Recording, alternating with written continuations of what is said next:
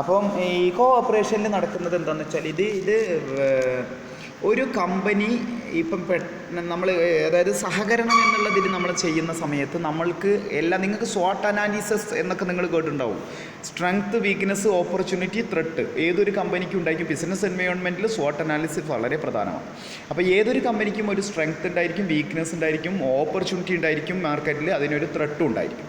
അപ്പം നമ്മൾക്ക് കോഓപ്പറേഷനിലൂടെ നമ്മൾ കിട്ടുന്ന നമ്മൾ സംയുക്തമായിട്ട് നമ്മൾ നീങ്ങുകയാണെങ്കിൽ നമുക്ക് എല്ലാത്തിനെയും അതിജീവിക്കാം.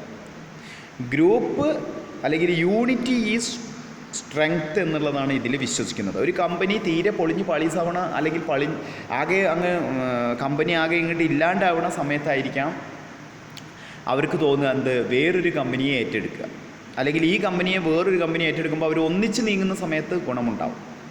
മനസ്സിലാവുന്നുണ്ടല്ലോ പറയുന്നത്?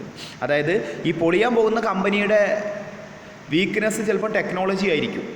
അപ്പോൾ ഹൈലി ടെക്നോളജിക്കലി അപ്ഡേറ്റ് ആയിട്ടുള്ള വേറൊരു കമ്പനി ഇതിനെ ഏറ്റെടുക്കുകയാണെങ്കിൽ ഇവർക്ക് ചിലപ്പം പൊളിയാൻ പോണ കമ്പനിക്ക് ചിലപ്പം നല്ല ലേബർ ഫോഴ്സ് ഉണ്ടായിരിക്കും. ടെക്നോളജി നല്ല കമ്പനിക്ക് ചിലപ്പോൾ ലേബർ ഫോഴ്സ് ഉണ്ടാവില്ല. അപ്പോൾ അവർ തമ്മിൽ യോജിച്ചാലോ? അതാ പറയുന്നത്. അപ്പം കോഓപ്പറേഷനിലൂടെയും കമ്പനികൾക്ക് എന്ത് ചെയ്യാൻ പറ്റും? വിജയിക്കാൻ പറ്റും, എക്സ്പാൻഷൻ ചെയ്യാൻ പറ്റും. അപ്പോൾ ശ്രദ്ധിക്കണം, കോഓപ്പറേഷൻ വളരെയധികം സക്സസ്ഫുള്ളായിട്ട് ഇംപ്ലിമെൻറ്റ് ചെയ്യുന്ന ഒരു എക്സ്പാൻഷൻ സ്ട്രാറ്റജിയാണ്. മനസ്സിലായല്ലോ? അല്ലെങ്കിൽ നമ്മുടെ ബിസിനസ്സും പൊളിയും, മറ്റ് ബിസിനസ്. അപ്പോൾ എ എന്നുള്ള കമ്പനി ബി എന്നുള്ള കമ്പനീനെ ഏറ്റെടുക്കുകയാണെങ്കിൽ എ കമ്പനി ബി കമ്പനി ഏറ്റെടുക്കുമ്പം ബി കമ്പനിക്ക് ഏതെങ്കിലും തരത്തിലുള്ള വീക്ക്നെസ് ഉണ്ടെങ്കിൽ എ കമ്പനിയുടെ സ്ട്രെങ്ത് കൊണ്ട് അതിനെ മറികടക്കാം. എ കമ്പനിക്ക് എന്തെങ്കിലും വീക്ക്നെസ് ഉണ്ടെങ്കിൽ ബി കമ്പനിയുടെ സ്ട്രെങ്ത് കൊണ്ട് അതിനെ മറികടക്കാം. അതാ ഞാൻ പറഞ്ഞത്. അപ്പോൾ ഒരു കമ്പനിക്ക് ചിലപ്പോൾ ടെക്നോളജി ഉണ്ടാവും, പക്ഷേ നല്ല ലേബർ ഫോഴ്സ് ഉണ്ടാവില്ല. മറ്റേ കമ്പനിക്ക് നല്ല ലേബർ ഫോഴ്സ് ഉണ്ടായിരിക്കാം, പക്ഷേ ടെക്നോളജി ഉണ്ടായിരിക്കില്ല. അപ്പോൾ ഇവർ തമ്മിൽ യോജിക്കുമ്പോൾ നല്ല ടെക്നോളജിയായി ലേബർ ഫോഴ്സുമായി. അപ്പോൾ അതിലുള്ള കാര്യങ്ങളാണ് merger strategy, take over, joint venture and strategic alliance. Merger എന്ന് പറഞ്ഞാൽ നിങ്ങൾക്കറിയാലോ, അതിൽ കൂടുതലോ ഓർഗനൈസേഷൻ കമ്പൈൻ ചെയ്തിട്ട് പുതിയൊരു സംഭവം ഉണ്ടാവുന്നതാണ് മെർജർ എന്ന് പറയുന്നത്. മനസ്സിലായല്ലോ? അവർ ഒന്നിച്ച് അങ്ങോട്ട് ഇപ്പോൾ എയും ബിയും സിയും കൂടി അങ്ങോട്ട് യോജിച്ച് ABC ആക്കുന്നു. ഓക്കെ. അപ്പോൾ മറ്റുള്ള കമ്പനികളെല്ലാം, അതായത് ഈ മെർജ് ചെയ്യുന്ന കമ്പനികളെല്ലാം പിരിച്ചുവിടും അവരെല്ലാം. പക്ഷേ പുതിയൊരു കമ്പനി അവിടെ ഉദയം ചെയ്യും. അതിനെ പറയുന്നത് മെർജർ എന്ന് പറയും. മെർജർ എന്ന് പറഞ്ഞാൽ ഹൊറിസോണ്ടലുണ്ട്, വെർട്ടിക്കലുണ്ട്, കോൺസെൻട്രിക് ആൻഡ് കോൺഗ്ലോമറേറ്റ് മെർജറുണ്ട്. ഹൊറിസോണ്ടൽ എന്ന് പറഞ്ഞാൽ ഒരേ ബിസിനസ്സുകളാണ്. മനസ്സിലായല്ലോ? അപ്പം ഫാർമസ്യൂട്ടിക്കൽ കമ്പനിയാണെങ്കിൽ ഫാർമസ്യൂട്ടിക്കൽ കമ്പനി തന്നെ. ഹോട്ടൽ തകരാൻ പോകുന്ന ഒരു ഹോട്ടൽ വേറൊരു ഹോട്ടലിനെ ഏറ്റെടുക്കുമ്പോൾ ഹൊറിസോണ്ടൽ മെർജറാണ്. മനസ്സിലായല്ലോ? അല്ല അവർ ഒന്നിച്ച് വേറൊരു ഹോട്ടലായി മാറുകയാണ്. ഇനി വെർട്ടിക്കൽ മെർജർ എന്ന് പറഞ്ഞാൽ നമ്മൾ വിഭിന്നമായിട്ടുള്ളൊരു സാധനമാണ്. മനസ്സിലായല്ലോ? എന്നുവെച്ചാൽ എന്താ, അവർ ഒരേ ബിസിനസ് ചെയ്യുന്ന ആളുകളാവണമെന്നില്ല.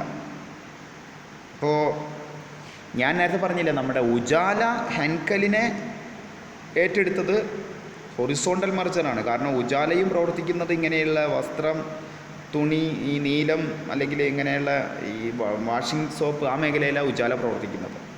ഹെൻകലും പ്രവർത്തിക്കുന്ന അത് മേഖലയിലാണ്. അപ്പോൾ അവർ രണ്ടാളും യോജിച്ചു. വെർട്ടിക്കൽ എന്ന് പറഞ്ഞാൽ അതല്ല. വെർട്ടിക്കൽ എന്ന് പറയുമ്പോൾ നിങ്ങൾ ചെയ്യുന്നത് ഹോട്ടൽ ബിസിനസ് ആണെങ്കിൽ നിങ്ങൾ ഏറ്റെടുക്കുന്നത് സിമൻറ്റ് കമ്പനിയായിരിക്കും. മനസ്സിലാവുന്നുണ്ടല്ലോ? അപ്പം അതാണ് വെർട്ടിക്കൽ മെർജർ. അപ്പോൾ ഇവർ തമ്മിൽ യോജിച്ചിട്ട് വേറെ എന്തെങ്കിലും അവർ ചെയ്യുക. ഇനി കോൺസെൻട്രിക് മെർജർ എന്ന് പറഞ്ഞാൽ എന്താ, കസ്റ്റമർ ഫംഗ്ഷൻ അല്ലെങ്കിൽ കസ്റ്റമർ ഗ്രൂപ്പിൽ നമ്മൾ നേരത്തെ പറഞ്ഞില്ലേ, ഒരു പുതിയ കസ്റ്റമർ ഫംഗ്ഷന്, പുതിയ കസ്റ്റമർ ഗ്രൂപ്പുകളെ സൃഷ്ടിക്കാനാണ് നമ്മൾ എന്ത് ചെയ്യുന്നത്. നമ്മൾ ടാർഗറ്റ് മാർക്കറ്റ് ഒന്നുകൂടി വിപുലപ്പെടുത്താനായിട്ടാണ് നമ്മൾ കോൺസെൻട്രിക് മെർജർ ചെയ്യുന്നത്. പ്രോഡക്റ്റിലൊന്നും വ്യത്യാസപ്പെടുത്തുന്നില്ല. മനസ്സിലായല്ലോ? അപ്പോൾ എന്തെങ്കിലും തരത്തിലുള്ള ഒരു വിഭിന്നമായിട്ടുള്ള കാര്യങ്ങൾ ചെയ്യുന്നു, ഇതേ ഇതിൽ ഊന്നിക്കൊണ്ട്, പഴയ രീതിയിലല്ല. പഴയ പ്രൊഡക്റ്റ് പുതിയ പാക്കിലാക്കി വരുന്ന പോലെയാണ് കോൺസെൻട്രിക് മെർജർ വരിക. മനസ്സിലായല്ലോ? അപ്പോൾ എന്തെങ്കിലും ഒരു പുതിയതായിട്ട് അവരതിൽ കയറ്റിയിട്ടുണ്ടായിരിക്കും. ഇപ്പോൾ രണ്ട് കമ്പനികൾ യോജിക്കുന്ന സമയത്ത് അവർ ഇറക്കുന്ന പ്രൊഡക്റ്റ് പേരോ ഗുണങ്ങളൊക്കെ മാറ്റിയിട്ട്, പ്രൊഡക്റ്റിൽ മാറ്റമൊന്നും വരുന്നില്ല, പേരോ ഗുണങ്ങളൊക്കെ മാറ്റിയിട്ട് അവരിറക്കുന്നതാണ് കോൺസെൻട്രിക് മെർജർ. ഓക്കെ. അപ്പോൾ ഒരു ഷൂ കമ്പനി അതിൻ്റെ കൂടെ സോക്സ് നിർമ്മാണവും തുടങ്ങുന്നത്, മനസ്സിലായല്ലോ. അങ്ങനെയൊക്കെ നമുക്ക് കോൺസെൻട്രിക് മെർജർ എന്ന് പറയാം. ഒരേ സാധനം തന്നെയാണ്. ഈ കോൺഗ്ലോമറേറ്റ് മെർജർ എന്ന് പറഞ്ഞാൽ എന്താ? ഡിഫറൻ്റ് ആയിട്ടുള്ള കസ്റ്റമർ ഫങ്ഷൻ, ഡിഫറൻറ്റ് കസ്റ്റമർ ഗ്രൂപ്പിനെ അതുകൂടി മെർജ് ചെയ്യുന്നതാണ് ഏത്? Conglomerate merger. ഓക്കെ, നമ്മൾ നേരത്തെ പറഞ്ഞ പോലെ തന്നെ ഡിഫറൻ്റ് ആയിട്ടുള്ള ഒരു ഗ്രൂപ്പിനെയാണ് ഇവർ ഏറ്റെടുക്കുക. ഇനി ടേക്ക് ഓവർ എന്ന് പറഞ്ഞാൽ അവർ യോജിക്കുക ചെയ്യുക, ലയനമാണിത് ശരിക്കും മെർജർ എന്ന് പറഞ്ഞാൽ, മെർജ് ചെയ്യുക. ഇനി ടേക്ക് ഓവർ സ്ട്രാറ്റജി ഉണ്ട്.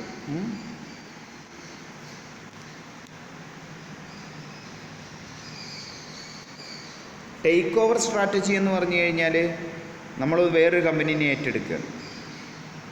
വിദേശ കമ്പനിയാവാം, ഇന്ത്യൻ കമ്പനിയാവാം. അതിനൊക്കെ ഏറ്റെടുക്കുന്നതിന് എന്ത് പറയുക? ടേക്ക് ഓവർ എന്ന് പറയും. അപ്പോൾ ഈ ഉജാല ശരിക്കും ഹെങ്കലിനെ ടേക്ക് ഓവർ ചെയ്യുകയാണ് ചെയ്തത്. അവർ മെർജ് ചെയ്തിട്ട് വേറൊരു കമ്പനി ഉദയം ചെയ്തിട്ടൊന്നുമില്ല. ഉജാല കമ്പനി ഇപ്പോഴും ഉണ്ട്, ഹെങ്കലിനെ കൂടി അവർ ഏറ്റെടുത്തു. പേരൊന്നും മാറ്റിയിട്ടില്ല, ഉജാലയുടെ പേര് ഉജാല തന്നെ. മെർജ് ചെയ്യുന്ന സമയത്ത് വേറൊരു പേരായിരിക്കും ഉണ്ടാവുക. രണ്ടിപ്പോൾ ഈ ഉജാലയും ഹെങ്കലും കൂടി മെർജ് ചെയ്യുകയാണെങ്കിൽ വേറൊരു പേരാണ് ഉണ്ടാവുക. ഉജാല ടേക്ക് ഓവർ ചെയ്തു. അപ്പോൾ ടേക്ക് ഓവർ സ്ട്രാറ്റജിയിൽ നമ്മുടെ ഇന്ത്യയിലോ വിദേശത്തുള്ള ഏതെങ്കിലും ഒരു കമ്പനിയെ നിങ്ങൾ ഏറ്റെടുക്കുക ചെയ്യുക, മനസ്സിലായല്ലോ. അപ്പോൾ നിങ്ങളൊരു ഇന്ത്യയിലെ ഒരു സിമെൻറ്റ് നിർമ്മാണ കമ്പനി വിദേശത്തെ അല്ലെങ്കിൽ വേറൊരു സിമെൻറ്റ് നിർമ്മാണം, അപ്പോൾ അവർക്കെന്താ അവരുടെ മാർക്കറ്റ് ഒന്നുകൂടി കൂട്ടാൻ പറ്റും. അതാണ് ടേക്ക് ഓവർ സ്ട്രാറ്റജി, മനസ്സിലായല്ലോ. അപ്പോൾ എ കമ്പനിക്ക് കുറച്ച് കസ്റ്റമേഴ്സ് ഉണ്ട്, ബി കമ്പനിക്കും കുറച്ച് കസ്റ്റമേഴ്സ് ഉണ്ട്. എ ബീനെ ടേക്ക് ഓവർ ചെയ്യുന്ന സമയത്ത് എയുടെ മാർക്കറ്റ് ഒന്നുകൂടി എക്സ്പാൻഡ് ചെയ്യുക ചെയ്യും. ഓക്കെ, അതാണ് ടേക്ക് ഓവർ സ്ട്രാറ്റജി. അത് ഫ്രണ്ട്ലി ടേക്ക് ഓവർ ഉണ്ട്. ഫ്രണ്ട്ലി ടേക്ക് ഓവർ എന്ന് പറഞ്ഞു കഴിഞ്ഞാൽ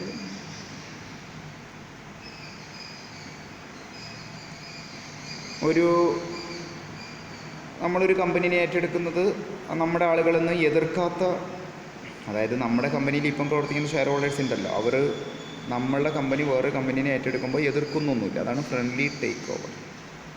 പക്ഷേ ഹോസ്റ്റൈൽ ടേക്ക് ഓവർ എന്ന് പറഞ്ഞു കഴിഞ്ഞാൽ അവർ എതിർക്കുകയാണ്, അവർ ഒപ്പോസ് ചെയ്യുകയാണ്. നമ്മുടെ മാനേജ്മെൻറ്റ് അല്ലെങ്കിൽ പ്രൊഫഷണൽസ്, നമ്മുടെ കമ്പനിയിലുള്ള മാനേജ്മെൻറ്റ് പ്രൊഫഷണൽസിന് അതിനെ എതിർക്കുകയാണ്. അതാണ്.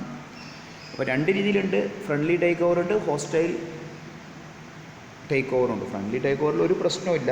നമ്മൾ വേറെ കമ്പനി ഏറ്റെടുക്കുന്നു, നമ്മുടെ ഇൻറ്റേർണൽ മാനേജ്മെൻറ്റിന് അതിനൊരു പ്രശ്നമൊന്നുമില്ല. പക്ഷേ ഹോസ്റ്റൈൽ ടേക്ക് ഓവറിൽ നമ്മുടെ മാനേജ്മെൻറ്റിന് പ്രശ്നമാണ്. ഇനി ജോയിൻറ്റ് വെഞ്ചർ സ്ട്രാറ്റജി ഉണ്ട്. ജോയിൻറ്റ് വെഞ്ചർ എന്ന് പറയുമ്പോൾ പെട്ടെന്ന് എനിക്ക് ഓർമ്മ വരുന്നത് ഹീറോ ഹോണ്ടയാണ്. ഹീറോയും ഹോണ്ടോയും, ഹീറോ ഇന്ത്യൻ കമ്പനിയും ഹോണ്ട ഒരു വിദേശ കമ്പനിയും, ഇവർ എന്ത് ചെയ്തു? ഇവർ തമ്മിൽ യോജിച്ചിട്ട് എത്രയോ വർഷം ഇന്ത്യയിൽ പ്രവർത്തിച്ചു. ഹീറോ ഹോണ്ട, മാരുതി സുസുക്കി, ഇതൊക്കെ ജോയിൻറ്റ് വെഞ്ചറാണ്. പക്ഷേ പിന്നീട് ഹീറോ ഇപ്പം ഒറ്റയ്ക്കായി, ഹോണ്ടോയും ഒറ്റയ്ക്കായി. എനിക്ക് തോന്നുന്നു ഹീറോ ഹോണ്ട ഇങ്ങനെ ഉണ്ടാവുന്നത്, ഇന്ത്യയിൽ ഒരുപാട് ലാൻഡ് ഉണ്ട്, ലേബർ ചീപ്പായിട്ട് കിട്ടുന്നുണ്ട്. ടെക്നോളജി ഹോണ്ടയോട്, അതാണ് അവരുടെ ഒരു ഇത് തോന്നുന്നത്. എനിക്ക് തോന്നുന്നു ടെക്നോളജി കൊടുക്കുന്നത് ഹോണ്ട, ഹീറോ ലാൻഡും ലേബറും മറ്റുള്ള കാര്യങ്ങളൊക്കെ ഹീറോ. അങ്ങനെ അവർ ഒരുപാട് നല്ല രീതിയിൽ അവർ വിറ്റഴിച്ചതാണ്. പിന്നീട് ഇപ്പം രണ്ടുപേരും വ്യത്യസ്ത കമ്പനികളായി മാറി, ഹീറോ വേറെ ഹോണ്ട വേറെ. അതാണ് ജോയിൻറ്റ് വെഞ്ചർ സ്ട്രാറ്റജി പറഞ്ഞാൽ.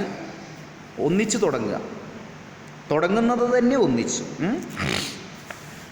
അപ്പോൾ അതും ഒരു നല്ലൊരു രീതിയാണ്. നമ്മുടെ മുന്നിൽ അതിന് ഉദാഹരണങ്ങൾ ഉണ്ടായിട്ടില്ല. മാരുതി സുസുക്കിയൊക്കെ എപ്പോഴും ഭയങ്കരമായിട്ട് വിറ്റഴിക്കപ്പെടുന്നതാണ്. ഹീറോ ഹോണ്ട അങ്ങനെ സെപ്പറേറ്റഡ് ആവണ മുന്നേ ധാരാളമായിട്ട് വിറ്റഴിഞ്ഞിരുന്നു. ഇപ്പോൾ ഹീറോയും നന്നായി വിൽക്കുന്നുണ്ട്, ഹോണ്ടയും നന്നായി വിൽക്കുന്നുണ്ട്. ഏത് ഇനി സ്ട്രാറ്റജിക് അലയൻസ് പറഞ്ഞ വേറൊരു പരിപാടി. സ്ട്രാറ്റജിക് അലയൻസിൽ എന്ന് പറഞ്ഞാൽ പേര് പോലെ തന്നെയാണ്, തന്ത്രങ്ങൾ കൈമാറുന്ന പരിപാടിയാണ്, മനസ്സിലായല്ലോ. അപ്പോൾ റിസോഴ്സുകൾ, അതുപോലെ അവരുടെ ഏതൊരു കമ്പനിക്ക് ഒരു കോർ കോമ്പിറ്റൻസിയൊക്കെ ഉണ്ടായിരിക്കും, റിസോഴ്സ്, ഈ കാര്യങ്ങളെല്ലാം കൈമാറുന്നതാണ് എന്ത്? സ്ട്രാറ്റജിക് അലയൻസ് എന്ന് പറയുന്നത്. അപ്പോൾ കമ്പനികൾ തമ്മിൽ അങ്ങനെ ഒരു ഇതുണ്ട്, സ്ട്രാറ്റജിക് അലയൻസ് ഒക്കെ ഉണ്ട്. ഇപ്പം ഇന്ത്യയിൽ പ്രവർത്തിക്കുന്ന ഒരു കമ്പനി വിദേശ കമ്പനിയുടെ സഹായങ്ങൾ തേടാം, വിദേശ കമ്പനികൾ ഇന്ത്യൻ കമ്പനിയുടെ സഹായവും തേടാം. നിങ്ങൾക്കറിയാം, ഈ പ്രതിരോധ രംഗത്തൊക്കെ ഒരുപാട് വിദേശ രാജ്യങ്ങളുടെ സഹായത്തോടെയാണ് ഇന്ത്യ നിർമ്മിക്കുന്നത്. അതുപോലെ ഇന്ത്യയുടെ സഹായം വിദേശ രാജ്യങ്ങളും തേടാറുണ്ട്. അതാണ് സ്ട്രാറ്റജിക് അലയൻസ് എന്ന് പറയുന്നത്. ഓക്കെ. അപ്പോൾ കോർ കോമ്പിറ്റൻസ് ആയിട്ടുള്ള അല്ലെങ്കിൽ കീ ആയിട്ടുള്ള സ്ട്രാറ്റജിക് ഏരിയകൾ നമുക്ക് കൈമാറുന്നു, അല്ലെങ്കിൽ നമ്മൾ അങ്ങോട്ട് കൈമാറുന്നു. അതാണ് നമ്മളെ സ്ട്രാറ്റജിക് അലയൻസ് എന്ന് പറഞ്ഞാൽ. അപ്പോൾ ഇങ്ങനെയൊക്കെ കോഓപ്പറേഷനിലൂടെ നമുക്ക് വളരാൻ പറ്റും. We can merge, vertical merger, horizontal merger, conglomerate and concentric merger. We can take over another company, അങ്ങനെ സ്ട്രാറ്റജി ഉണ്ട്. We can jointly start A company. അല്ലേ, രണ്ട് രാജ്യങ്ങളിലെ ആളുകൾക്ക് ജോയിൻ്റായിട്ട്, ഇപ്പം വിദേശ രാജ്യത്തെ ആളുകൾ വേണമെന്നൊന്നുമില്ല, നമ്മുടെ സ്വദേശത്ത് തന്നെ രണ്ട് ആളുകൾക്ക് ജോയിൻ്റായിട്ടൊരു സംരംഭം തുടങ്ങാവുന്നതാണ്. പിന്നെ സ്ട്രാറ്റജിക് അലയൻസ് ഉണ്ട്. കോർ കോമ്പിറ്റൻ്റ് ആയിട്ടുള്ള കാര്യങ്ങൾ അല്ലെങ്കിൽ നല്ല നല്ല റോ മെറ്റീരിയൽ, റിസോഴ്സുകൾ, ഇതൊക്കെ അങ്ങോട്ടും ഇങ്ങോട്ടും കൈമാറുന്നതാണ് ഇത് സ്ട്രാറ്റജിക് അലയൻസ്. ഓക്കെ, MNCയുടെ എക്സ്പാൻഷൻ സ്ട്രാറ്റജി നിങ്ങൾക്ക് മനസ്സിലായി എന്ന് ഞാൻ കരുതുന്നു. ഏതെങ്കിലും തരത്തിൽ നിങ്ങൾക്ക് സംശയങ്ങളുണ്ടെങ്കിൽ നിങ്ങൾക്ക് ചോദിക്കാവുന്നതാണ്. ഓക്കെ, അപ്പോൾ ഇത്തരം കാര്യങ്ങളിലൂടെ എല്ലാം നമ്മൾ കടന്നുപോയി.